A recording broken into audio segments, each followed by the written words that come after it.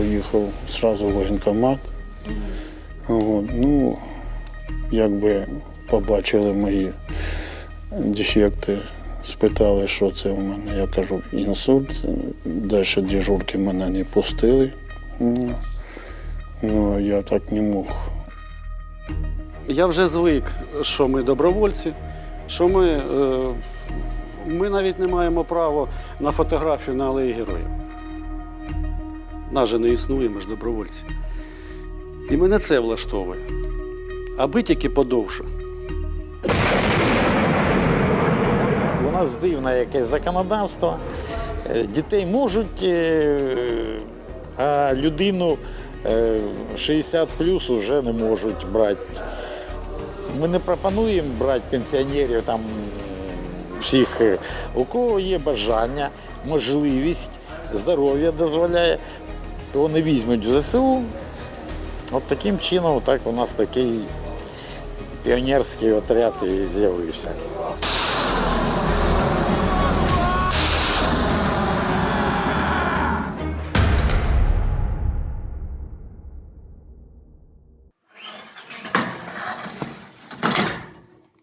Я в 15-му зайшов в правий сектор, в 16-му я з правого сектора пішов в 54-й розвідбат, рік там, потім поранення, інвалідність. Не давали перспективи, що буду ходити, але все це таке і бачить, але бачу і ходжу. Скажіть, будь ласка, от у вас інвалідність, ви пенсійного віку. Так, так. Чому ви прийняли рішення, що ви йдете знов на війну? Ви знаєте, воно само собою прийнялося і по-другому не могло бути. Ну, якби ми почали захищати свою країну з 14-15, когось поранило, когось вибило, я можу, я і пішов, тому що я по-другому не представляю для себе. Коли ми Київ захищали, я був офіційно взятий, але коли почали оформляти, побачили, що мені вже 60+, просто, ну, навіть ті ж кадровики, вони не можуть, кажуть, ну, це для них світить нехорошим вплоть до сроку. Ну, і я їм сказав, що я не жаліюсь, не обіжаюсь, я свою війну знайду все одно. Я знаю, як це робити, і я буду це робити. І тоді мені прозвонив дід і каже, тут всі такі, як ти, так що, якщо хочеш, приїжджай. І ще сказав, що в нього є СПГ. Я якраз працював на СПГ в АТО, на цій пушці, кажу, все, я їду. І приїхав, і от ми з дідом 22-го з літа вже ми це все працюємо. Вам не образливо те, що от ви робите це все абсолютно добровільно, що ви не отримуєте коштів від держави і все інше? Якщо б я воював би в другій країні, да, там, мабуть, я воював би за кошти.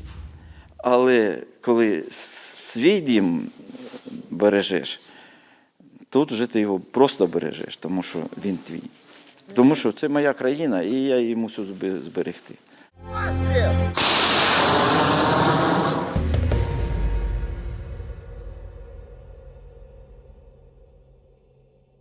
Степові вовки, це виникла, і назва виникла в 17-му році. Це ми зробили центр підготовки. Ті, хто приходив з війни, приходили хлопці, і ми згадували, як поводитися зі зброєю, і вигадали таку назву. Вона присвячена Івану Сірку, і така виникла назва. Ви не діючий військовий вже, ви ветеран. Да, я вже інвалід війни і пенсіонер. Ну, ми зібрались, нас тоді було 62 людини. Ми до цього збирались, очікували, якби це. Зібрались і поїхали на зустріч. Весь час ми якби були піхотою, звичайною піхотою. Потім уже пізніше, коли ми звільнили село, вже пішли вперед, ми звільняли разом з морпехами село Степове. Там ми, на жаль, втратили 2 своїх бійців, Даню і хірурга. Потім з піхоти ми стали, ну, якщо працювали на СПГ, якщо знаєте, що це таке. Потім у нас з'явився міномет 43-го року, 120-й міномет 43-го року.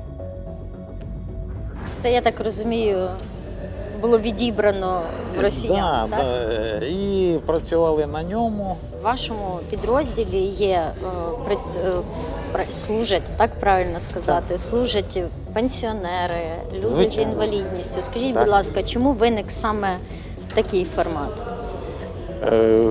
Чому? Тому що як у нас дивне якесь законодавство. Дітей можуть, а людину 60 плюс вже не можуть брати. Ми не пропонуємо брати пенсіонерів там всіх, у кого є бажання, є,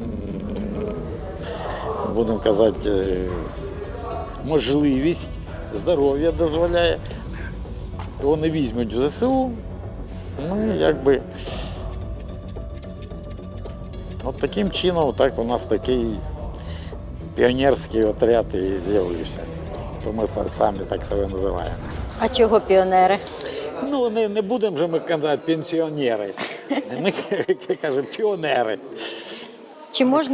Чи можу я вас запитати, скільки вам зараз років? Ну, от скоро буде 68. Ще молодий, ще до Ростова йти, до Москви, ще довго служити.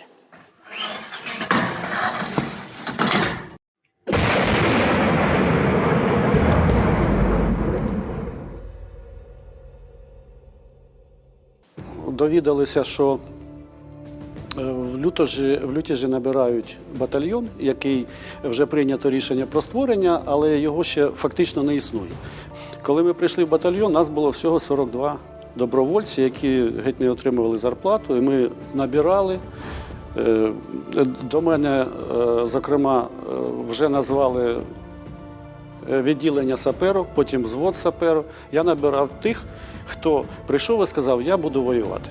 Я навіть від них хотів почути, я готовий вмирати, якщо треба. Потім таки мене не змогли оформити, було 59, і прийшлося повертатися, здати зброю, яка в мене вже була видана. Прийшлося повернутися до цивільного життя, вийти на роботу, але я більше місяця не зміг, уволився. А потім випадково в Гуглі побачив виступ нашого сьогоднішнього командира, дід, його позивний. І там фраза, ну, як, знаєте, Google вертаєш, фраза прозвучала. Мені ніхто не заборонить захищати Україну. Я потратив з півмісяця, щоб на нього вийти. І коли вони повернулися в Запоріжжя, він подзвонив мені, сказав, що, ну, як і всі раді, у нас таке місцеві, ви нам не потрібні. Вам боляче про це говорити? Я кажу, в очі скажете. Приїхав я до сих пір тут. Воюю, пройшов і Запоріжжя, Харків, один із них, один із степових вовків. І це мій переїзд 5-й з області в область по своїй житті. Тобто я вже тут місцевий, я тут живу, тому що я тут воюю. Я вже звик, що ми добровольці, що ми навіть не маємо права на фотографію на Алеї Героїв. Ні. Нема жодної строчки, що ми воювали. Ніде. А де їх написати, ту строчку, що ми воювали? Нас же не існує, ми ж добровольці. І мене це влаштовує. Аби тільки подовше. Що ви маєте на увазі? Бути в строю і приймати участь в бойових діях. Я своє життя прожив. Якщо комусь прилетить, краще мені, чим 40-літнім. Дуже такі страшні слова. Ми вбиваємо. Стараються вбити нас. Ну, це ж так.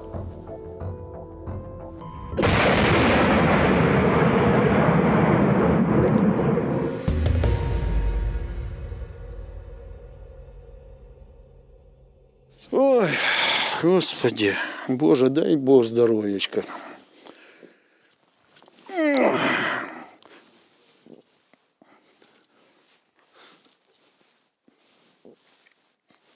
Ох, нічого собі.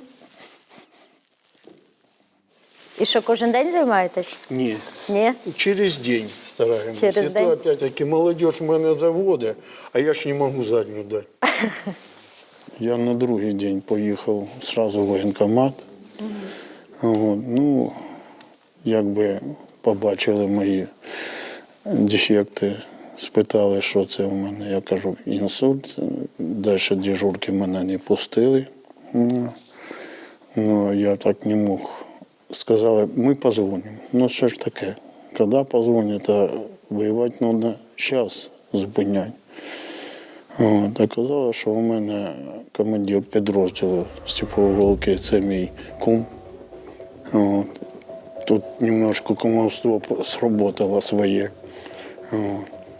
Я йому дозвонився, все, він мені перезвонив через дві доби. От. І отак я влівся в этот підрозділ, і ми одразу стали на захист Запоріжжя, на Запорізькому напрямку в районі Кам'янського. Я заряджаючий, я водитель, я оператор. Якщо потрібно буде, я заміню і навідника. Так що ми друг друга тут стараємося заміняти. У вас до цього був якийсь військовий досвід? Ні. Я колись служив в армії дуже давно. Це 50 років тому назад. Так що ні гроші, ні якісь там ще соціальні якісь виплати. Не це головне. Головне їх вибити. Оце головне. Це найбільша нагорода.